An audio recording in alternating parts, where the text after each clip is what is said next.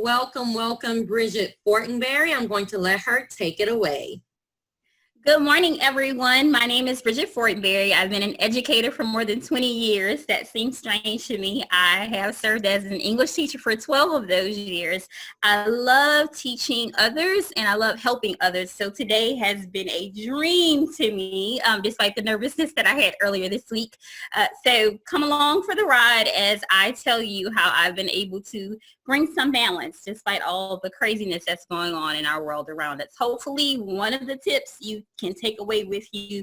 My principal often says, if you can get one nugget from any professional development, you've done a great job in mining that day. So hopefully there's a nugget you can take away. So let's get started. So when this pandemic initially started, I was like, yes, March is that time of the year when you're like, oh, wait a minute, hold up. I don't know if I can make another day. When is spring break? I need spring break. And so initially it was like a honeymoon. The first week was like, I'm not sure what's going on, but we didn't have everything set in stone in our school district, and they were making changes. They were shocked as we were shocked. And so that first week it was relaxing. I read books. I watched movies. Well, the honeymoon is over. And as beautiful as this picture is, as beautiful as this adventure started for me, that period is over. And I'm thinking about, instead of the relaxation of it all, as what it started out, I am like, what are we missing? What are we missing? And it was important for me to get to that point about what we are missing, because it helped me to truly start to understand that I was missing something. So there are daily doses of things that we get as educators. And for me, eye rolls are one of my things. I work at a high school, and I love teenagers. I love that one day they hate me and the next day I'm the best friend. I love that they roll their eyes. I love that they make me laugh out loud with their honesty. And I miss that from my kids. I miss the coffee and the water cooler moments. Maybe you're a coffee drinker. I'm more of a water cooler kind of girl. But having an opportunity to just sit with my friends and talk about what was on television, what happened this weekend, I don't have that right now. And that's a bit jarring for me. And then I thought about, what would I be teaching at this time of the year? Julius Caesar is one of those plays that I would be teaching right now. And not having that opportunity is something that, kind of pulls away from you. One of my other friends, she teaches AP, and she loves Winston Churchill and World War II. And she didn't have that opportunity to teach this year. And it's a sadness that probably people that aren't in the educational system wouldn't understand. But I wanted to commiserate with you guys. So if right now you could share in the chat box some of the things you're missing, I'd love to hear what those things are. And Desiree is going to read some of those out for us. So if you would go in the chat box and tell me, what are some of the things that you would normally be doing right now at school or during this time of the school year that you aren't able to do right now? So please share. I want to hear from you.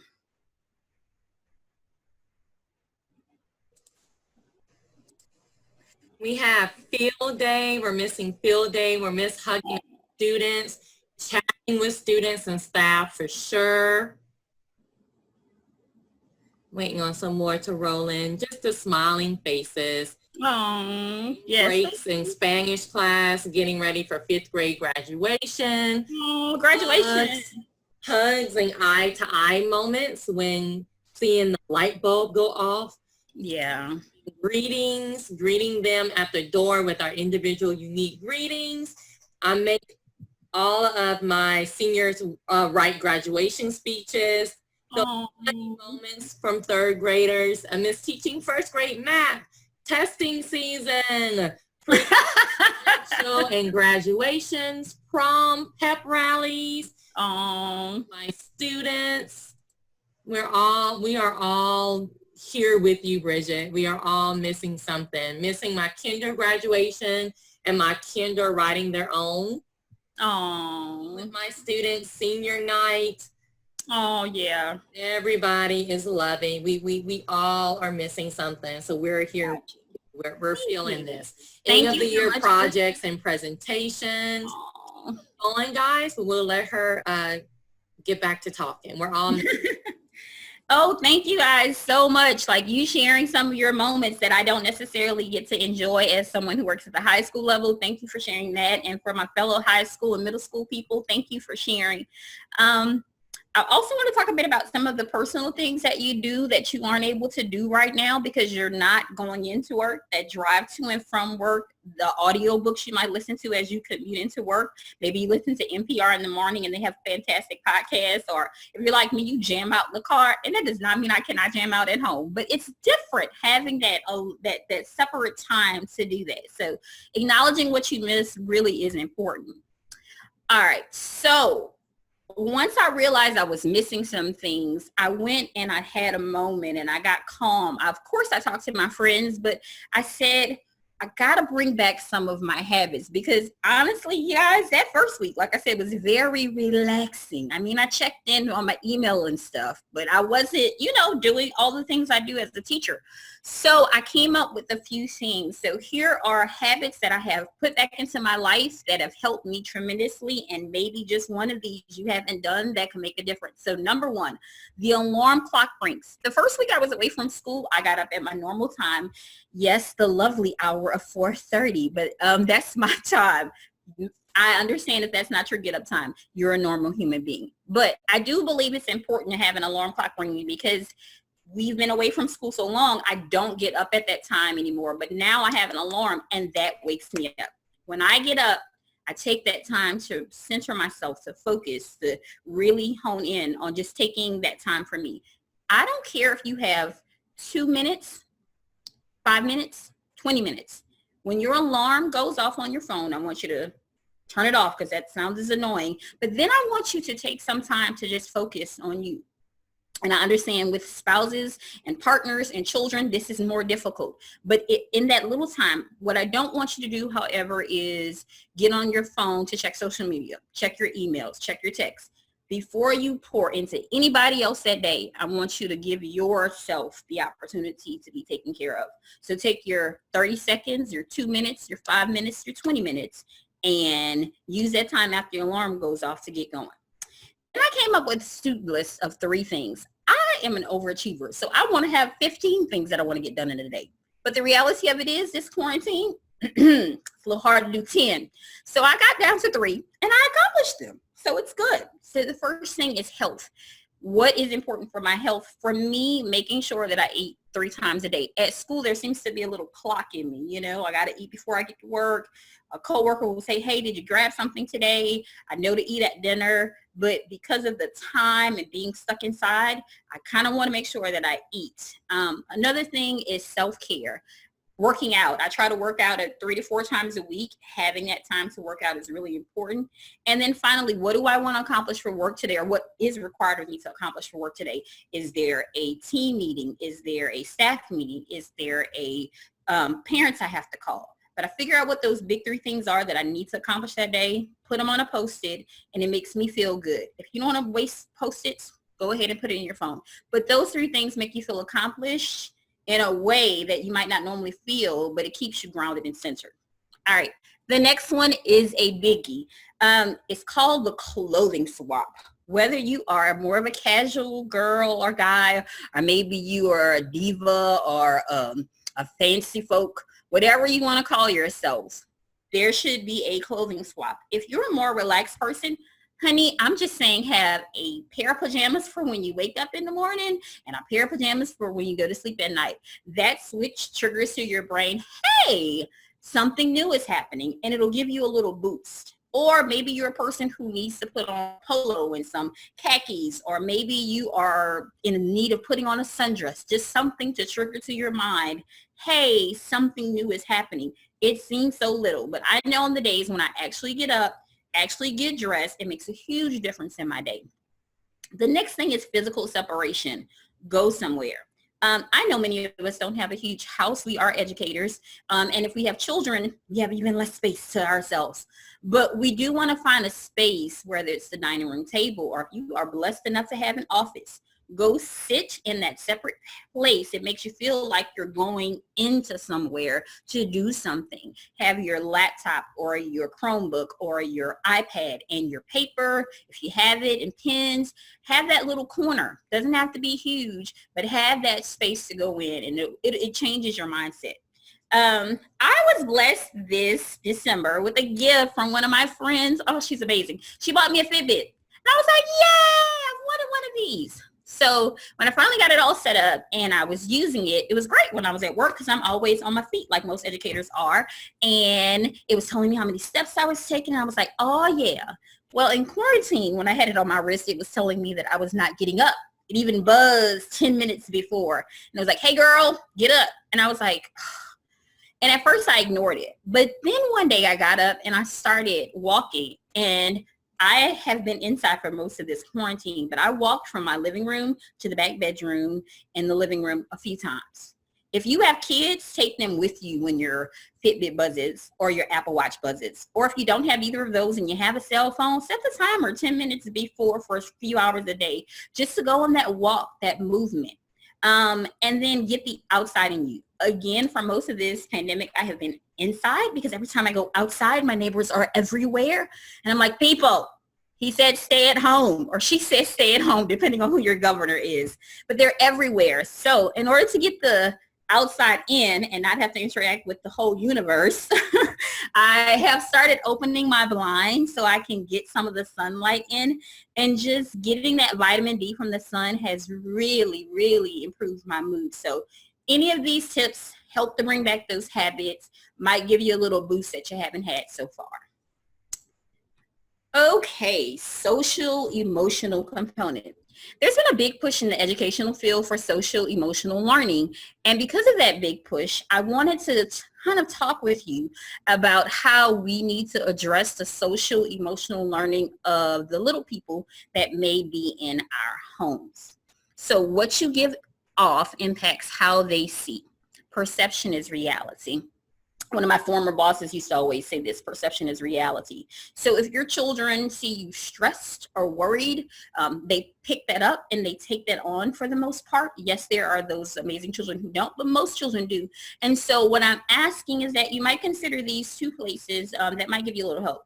So if you have children that are pre-K to sixth grade, and by pre-K I mean 3 to 6th grade, a great tool would be Harmony at Home. And I'm going to click here. Okay, so Harmony at Home is under the Sanford Harmony agreement, but it's free. And with Harmony at Home, you're going to be able to go on and they have lessons for you. What's cool about Harmony at Home, there's no cost, and it's all about making sure that your children are navigating those feelings. They have lessons for each grade level. So this might be a great place for you to go check it out, kind of see. If this is something you've done, if you could tell me in the chat box, you've heard of something, you either use Sanford Harmony at your school or it's something you might consider using at home. And then the next thing I want to talk to you about is for our high school folks. This article is a little long, but what's cool about it is called Responding with Care to Students Facing Trauma. This is trauma for many students. Think about those seniors who are not going to be able to have their typical graduation. Think about all of our children who are coming to school. That's their safe space, and they haven't had that opportunity to be in that safe space, and they will not have it in many districts and areas. And so this article, although lengthy, has some real brass tacks ways of coping, helping our children cope. So it talks about journaling, teaching our children how to journal with their feelings, teaching them how to play, just many things that help students understand that the stress is there. This is a real thing that's happening that is not what they're accustomed to. But if they just hold on and we teach them the steps, we're going to be able to give them what they need. So if you guys could check out either of those later after this and tell me what you think. I'd like to hear how this might be able to help you in your life. All right. And Desiree, has anyone mentioned using Sanford Harmony at their schools in the chat box? No, but we did have someone talking about eye care. So I told them to share all of their awesome resources in the chat. I love it. Thank you so much. Okay, I'm going to go ahead and move on to the next slide. Scheduling, quarantine, and real time. So I, as an educator, always have to have the agenda on the board. I need to know what is happening for the day. Yes, it is for my children, but it is also for me. I picked this graphic because I love that it's Post-its, because I have Post-its at my house, and I love that it has times on it. And so at my house, there is a display with times of things that I want to accomplish during the day. If you have children, this might help. I picked the Post-its because Post-its and index cards were something I had at my house. I didn't have a poster board, but if you have a poster board, that's great. You can use construction paper, or you can use computer tools like Google Calendar or Doodle. Doodle is free. However, there's a more advanced version of it. And then Google Calendar, of course, is free. But whatever you need to make sure that there's a visual of what's going to happen during the day, just keeps you grounded, keeps you focused. It's just like having that agenda for our students. And I know students appreciate it, but I, as an educator, appreciate it as well. So having that schedule visible helps out tremendously. The next thing I want to talk to you about is making practical time choices. Making practical time choices. So at home, I know it is vital for me to have, the reason I get up at 4:30 is because that's my time of prayer and silence. But maybe you meditate or whatever your me time is, but having that time for you where you get quiet and you get peaceful and you get focused. Also making sure you eat breakfast and lunch.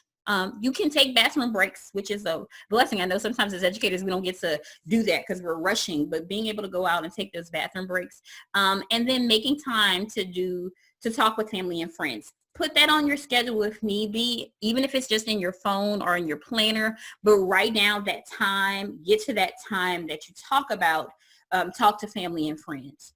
The next thing is work.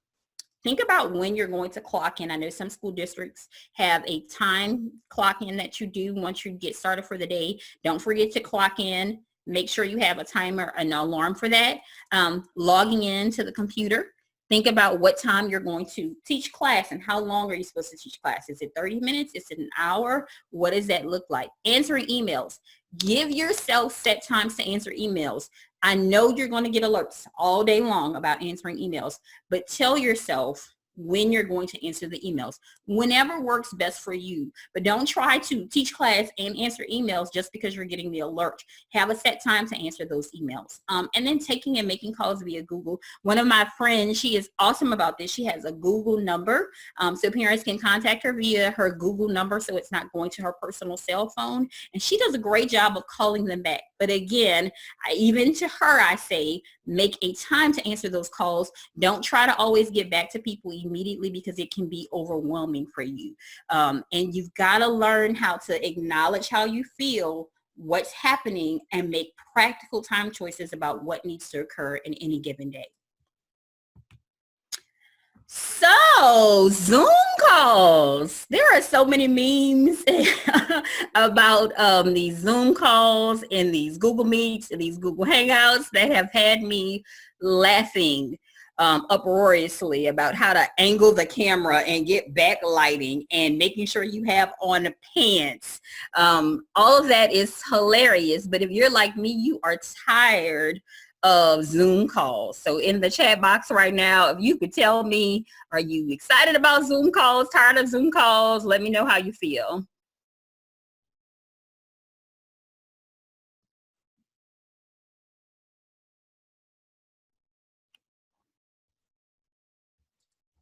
We have exhausted. Oh, they are exhausting. Overwhelmed. Gotcha. Hate Zoom. I feel bad because we're like on a Zoom right now. I know. We have no other way to get you this information, people. We're sorry. I love Zoom calls. I consider a baby party via Zoom for my 10-year-old. Okay, good. Too much. But I love the interaction and collaboration. Oh, it's not going too fast.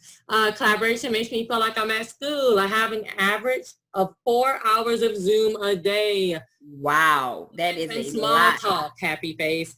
This Zoom is refreshing, happy face. Google Hangouts as well. Gotcha. Very good. Thank you all for your feedback. So because we have to be on these virtual calls, there's some steps that I want you to think about. And the thing I want to talk about is planning ahead for them. If you know you're going to have a Zoom call, some things to consider. What are you going to wear? Is your computer up in a space that's open and free from noise if possible?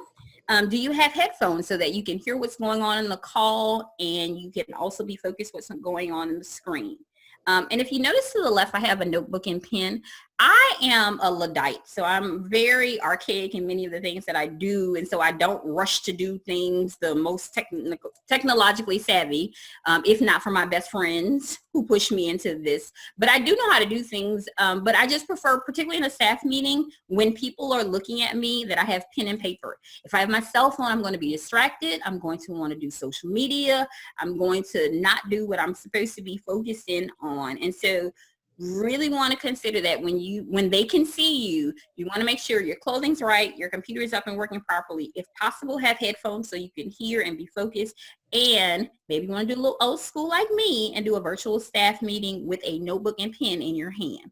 Just things to consider to make it where that you're getting the most out of the call and you're not being as distracted during the process.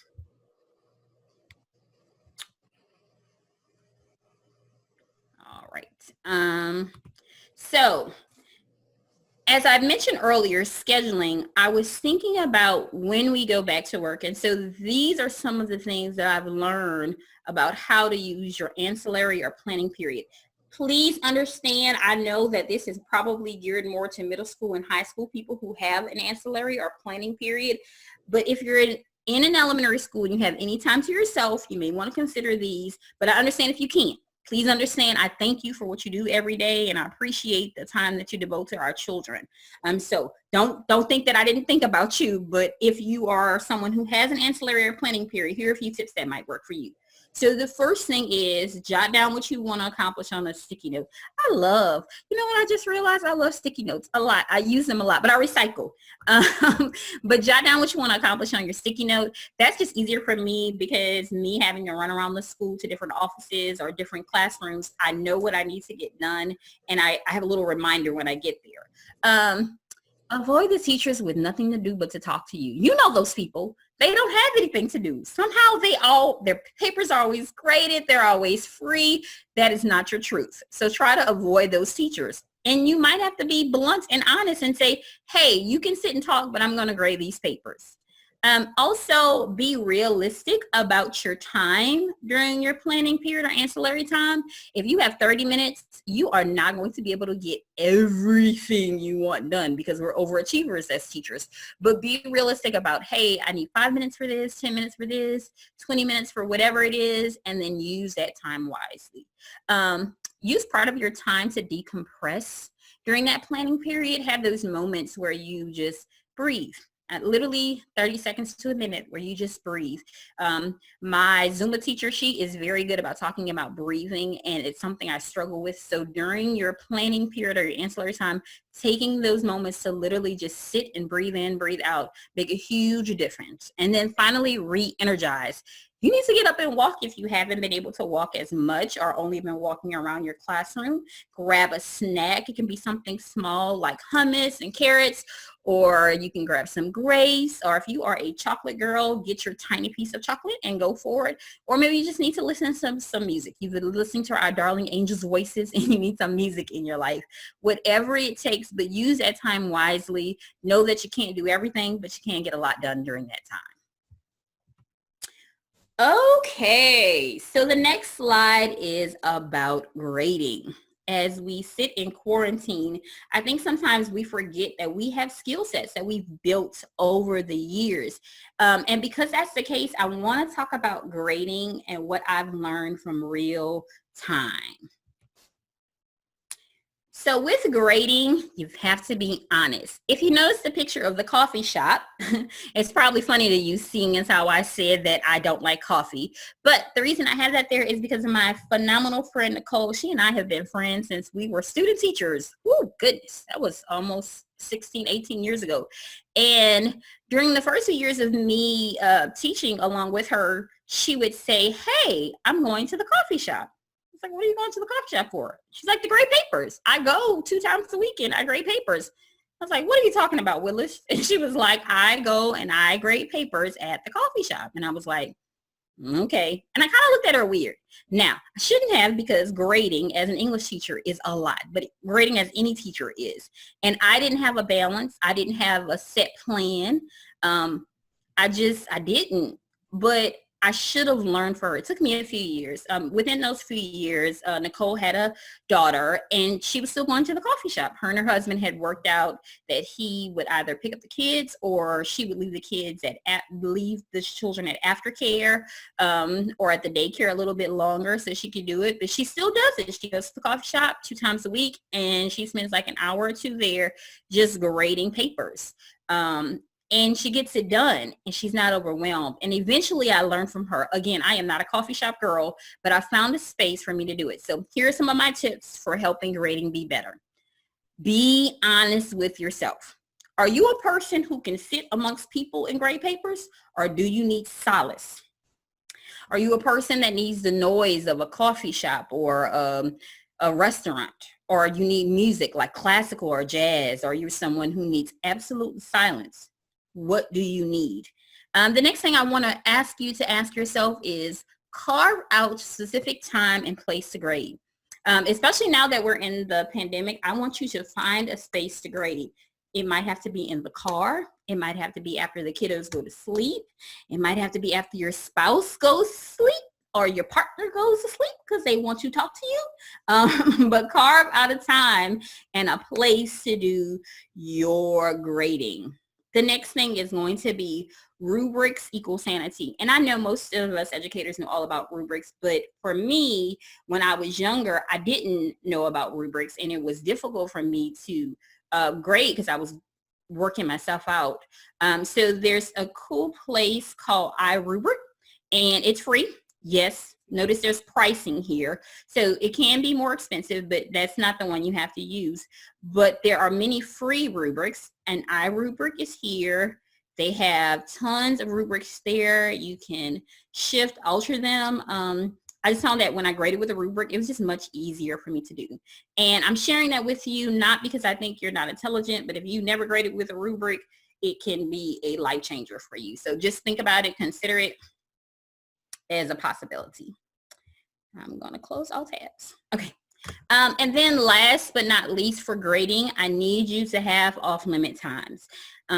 One of the most saddest times of my life, oh yeah, that was a great bunch of words together, excuse me. But one of the saddest times in my life occurred when I was dating a guy and we went to homecoming at the university, and part of my time was spent in the car grading papers while he was going on around campus visiting with folks.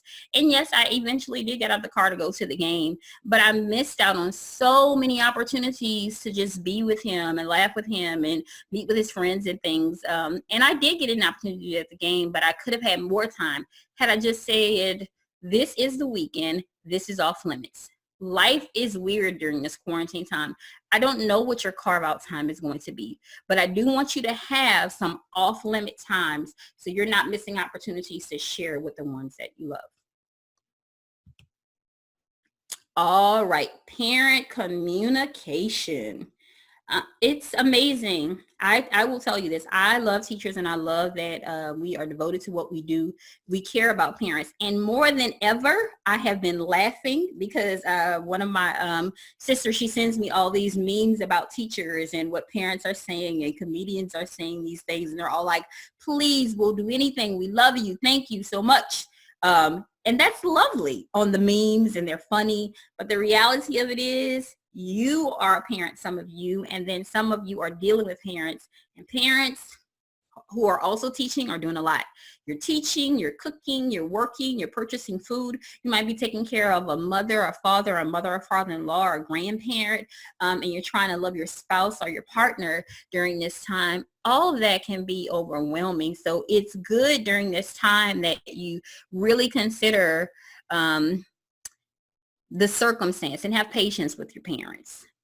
Because parents are trying to contact you all day long and want you to call them back immediately, it's important that you're clear with your instructions when you give them out via Google Classroom or whatever platform you're using, and make sure you have boundaries. You need to have off-limit times of when, even if they call you, even if they text you, even if they use a Remind app to send you a little something, you don't have to answer them. You can say no.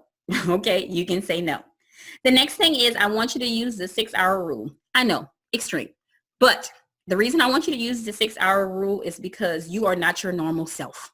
I know you think you're normal, but you're not your normal self. Because you're not your normal self, it's probably easier for you to say what you really think right now.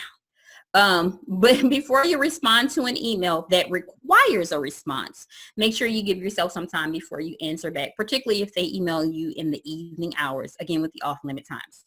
And finally, I really want to say thank you as an educator, because one of my educator friends told me the other day, she individually emailed all 159 of her middle school students.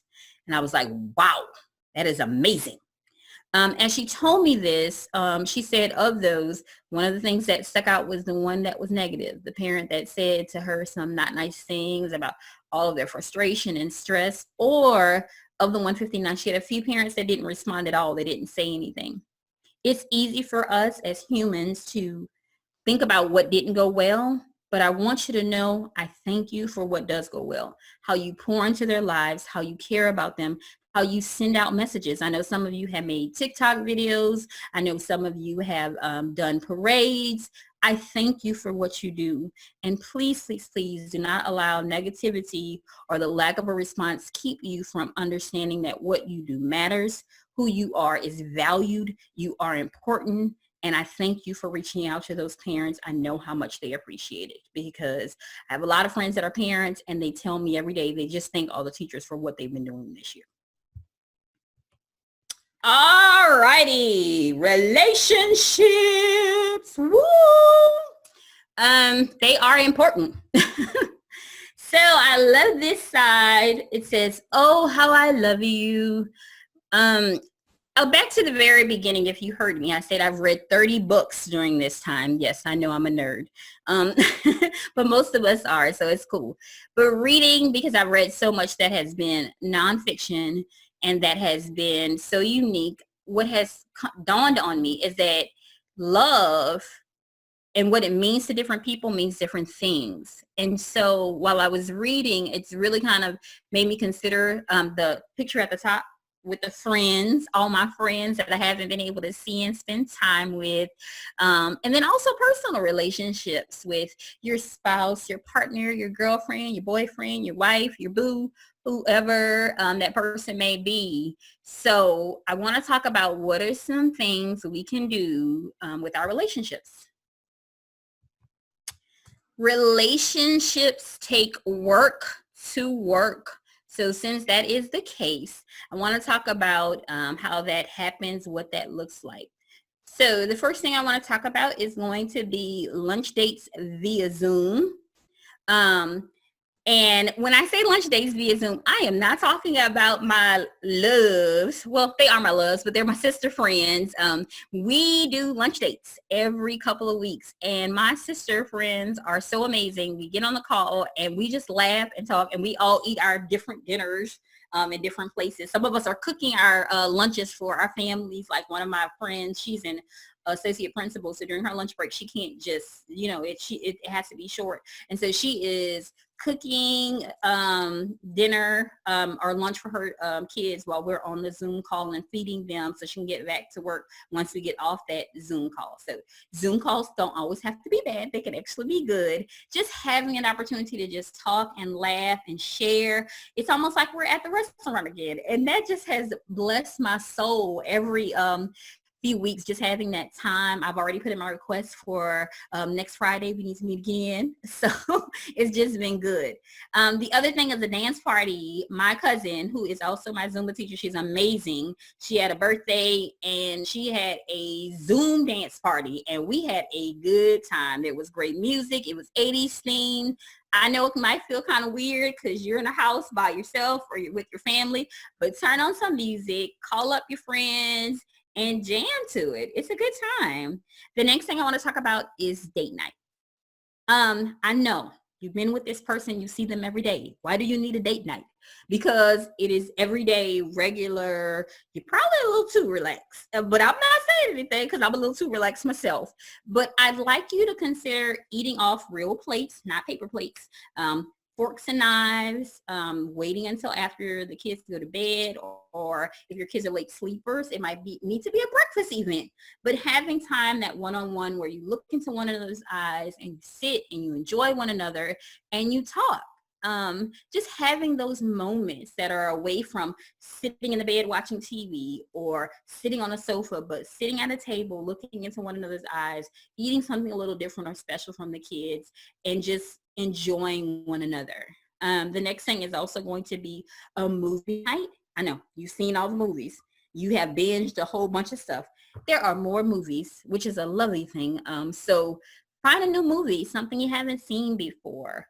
The next thing I want to talk about is game night and puzzles. If you have a family at home, this is amazing. I grew up and we always played board games and card games in my family, and I miss that. But this is the perfect time to do that. Like, grab the Scrabble board if you have it.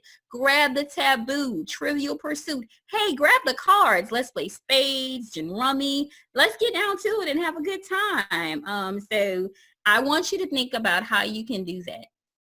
The last thing seems the most serious of this, but I really do want you to consider that. Relationships take work to work. So in order for that to happen, 3 things are vital, I think. Having space, having your own space. It can't be as much as you normally would like or normally are privy to, but trying to have that space. And it takes effort. Y'all, we are chilling. We are pajamas. We are t-shirt and short knit. We are just chilling. But let's try to put a little effort, not always necessarily in the physical, but in the emotional part of it. Considering that we love this person, we want to spend time with them. We want to spend time with these children and value them despite the frustration it seems like sometimes when we're trying to do the homeschool or we're trying to deal with them and their energy. But it takes effort. So put in that effort to make sure that the people you love feel loved, and they are going to in turn give you more love back. And then finally, be honest with yourself. Be honest with your mate. Be honest with your children. Not brutally honest, please. I don't know if they can take it, but be honest about what's going on with you, and in turn acknowledge what's going on with them and communicate with one another. And this may be a learning process. This is not easy, but it can happen. So I am at the point for questions. So if anyone has any questions for me now, I am going to open the floor. And Desiree, Yes. if you could tell me if there are questions in the chat box. Yes, so I am actually waiting for questions from the chat box. You got a lot of like amens and I needed this and all stuff from the chat box. But what I'm also going to do is allow the participants to unmute themselves at this time. So give me 1 second for me to allow that. Okay, so I just allowed you to unmute yourself. So if you want to get on the get on your mic, you can do that as well. So and we're not done just yet, so don't start clicking off. But why do I need a Google Voice number? A Google Voice number will allow you to make phone calls from home without using your own personal cell phone. The also good thing about Google Voice is it allows someone to announce who they are, so you can decide when and where you want to contact them. part of my job is contacting parents with students that are struggling with grades at my school. And by having a Google Voice, I can get in contact with those parents without them having access to my personal cell phone number, so I don't feel violated. So Google Voice might be a great thing for you to call parents at home during this time and not have to worry about them calling you directly to your cell phone. And because they can announce who they are when they call, you can decide when you want to get back with them. Okay. What was the Harmony at Home address?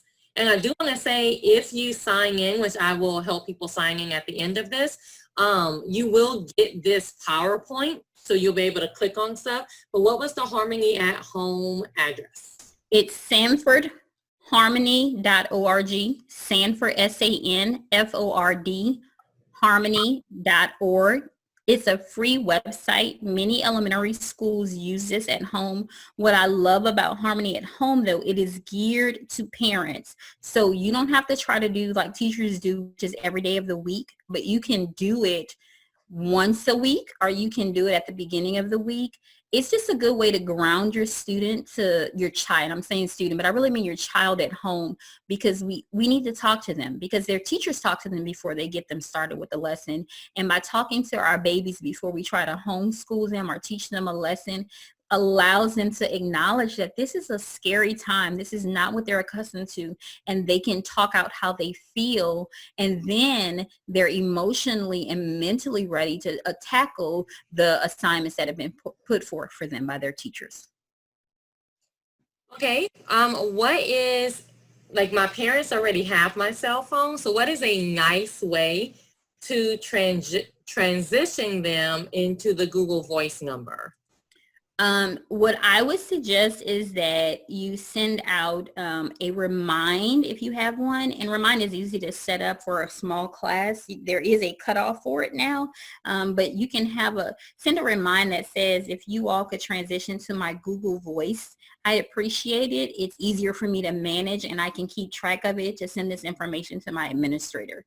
So letting them know that you're not doing this to distance yourself from them. You will still be available, but helping them to understand you want to be accountable to your school district, and you don't want there to be a mashing of home and school, which as teachers we tend to do, but this is one of those ways where you can make that line. So I would say send out a few reminds with that new number, and then whenever they contact you by cell phone, you may want to go ahead and send them a text message that says, please call me on the Google Voice. I'll be better able to answer you in the best possible way through that number.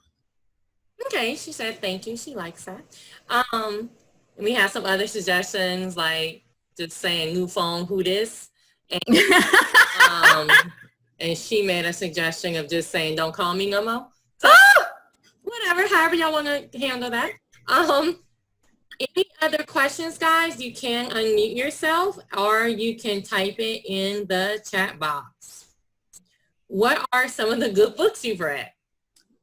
So one of the books I've read is called Lost Family. It is about DNA testing, and I was fascinated. I love science, but with all this DNA testing that has happened, people don't realize what are the good and bad things that come from it. But I was just blown away. I'm trying to make sure that's the right title. The Lost Family is what it's called. And then one of the other books I read was by Timby Locke. She's an actress, but it showed her processing the loss of her husband. And it just blew me away that dealing with loss, like us really acknowledging that. And although I haven't dealt with the loss of a spouse or a partner, I have dealt with the loss of a parent, and just the book helped me process some of that, and it made me, I'm sorry, not trying not to get emotional here, but just made me appreciate my parents and my family more. And so it's called Timby Locke. Oh my gosh. Okay, I've got to look in my books. If you email me, I'll be able to tell you that. But her name is Timby Locke, Tmbilocke. I'm also reading Becoming by Michelle Obama, and I'm also reading Alexander Hamilton. My best friend and I, we went to Hamilton last year, and actually around this time in April, and it was amazing. And I started reading the book, and then I stopped because life got busy. But since it's not as busy, that's kind of what I'm working on right now. Yeah, so those are my books. Okay, we did have another suggestion outside of like date night and games. Her family went camping in our backyard in the Yay! That's fire. amazing. And another one is to do fitness challenges. And I will say the online Zumba flyer was shared in the chat. So if you just kind of Yay, please go. PDF. My online Zumba classes, they're Monday, Wednesday, and Friday. She's amazing. It will just give your heart joy no matter what fitness level you're at. It's so funny to me. I done such a great job with fitness, and now I've, after not doing stuff for a couple of weeks, I kind of felt sluggish, but being able to just go into those classes, see the faces of everybody, and just really dance and share is just wonderful. So please, please, please, I would encourage you to join. You'll have a great time, and you can do it at the comfort of your own home. No one has to see you if you want to black out your screen, but if you do, the Zumba teacher loves seeing the faces, and she is always encouraging all of us to be good. Okay, and she says it's free and fun. If you can't see the PDF, just email Bridgette. So you can email her, she'll give you the information. Okay, any last questions before we start wrapping up and I give you the evaluation and all that good stuff? Hello. Yes. How far in advance are the topics announced? I was going to invite my staff, the staff of the school I'm working, or my friends and family. I have several teachers in the family that would have loved to hear the presentation this morning, but I kind of got the message a little bit late that you were going to be on doing this. If the next one comes out before we're out of school, definitely, or before the end of July. I mean, whenever you're on again, I'd love to be able to invite a number of folks who would actually appreciate and participate and enjoy, getting this the information that you passed along. Sharing information is so important, and I really appreciate everything that I heard. Some things were things I was already doing, but some others were off the chain, and I was making my own notes as we went along. So, Yay! Yeah, we have webinars at least once a month, but we announce it really whenever we get it set in the flyer. So on my website, Alex, I just put it in the chat, alex.net/events. If you go there, you'll see all the webinars that we have so far, but we have some other ones that we may be bringing you. I'm waiting for finalization, like how to learn sign language and dealing with helping out your ELL, ESL population. So we have some that we're in the works to do for May and June. So as they come up, we kind of announce them. The biggest thing you can do if you're like, sweetie, I don't have time to go keep checking your website, sign up for the newsletter. If you sign up for the newsletter, I send a newsletter once a month, but then when like new webinars and stuff come out, I send an email for you to sign up. So that's the best way for you to do that. And if you just go to my website, you can go to edalex.net/events. But the real link to my real website is just educatoralexander.com. I'll put that in the chat as well. Right at the top of the page, it says sign up for newsletter, or you can just click newsletter and sign up there. Honestly, that's the best way to get this directly to your email. Besides that, I put it on social media and all that kind of stuff, but there you go. Okay, thank you much. Much appreciated. You're welcome.